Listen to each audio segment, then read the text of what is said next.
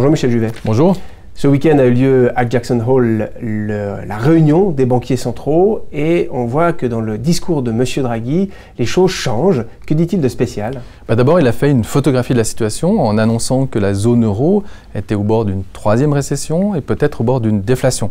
Et que par conséquent, pour combattre ces scénarios, il fallait mener maintenant des politiques coordonnées entre la politique budgétaire et la politique monétaire. C'est-à-dire? Écoutez, il y a 3 ans, rappelez-vous, quand les marchés étaient très inquiets de l'endettement des États, on avait dit on mènera une politique monétaire très souple, pour autant que ces États mènent une politique d'austérité et de rigueur budgétaire.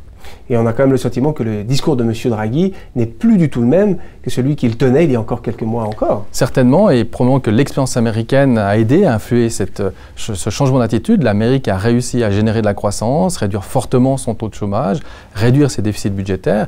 Et là, c'est pour ça que M. Draghi dit « menons une politique budgétaire flexible », en même temps qu'une politique monétaire très agressive.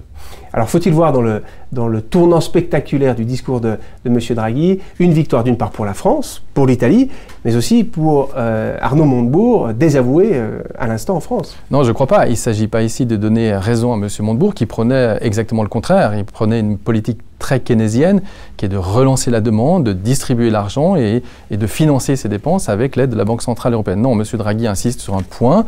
La politique monétaire sera très agressive pour autant que ces pays mènent des réformes structurelles en profondeur, en particulier dans le marché du travail, dans la flexibilité du travail, en particulier dans les dépenses publiques et les dépenses d'administration qui sont évidemment très surexposées en France en particulier. Ces pays n'ont pas mené de réformes structurelles de base jusqu'à présent.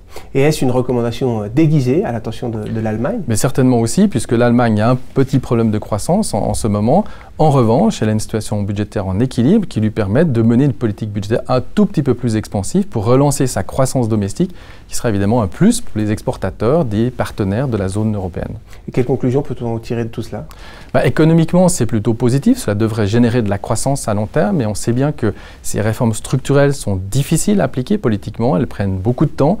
Et dans ce cas, on sent bien qu'en France, on a un enjeu majeur puisqu'il reste peu de temps avant la fin du mandat présidentiel pour implémenter ces réformes structurelles. Il y a probablement peu de chances que ces réformes soient menées rapidement.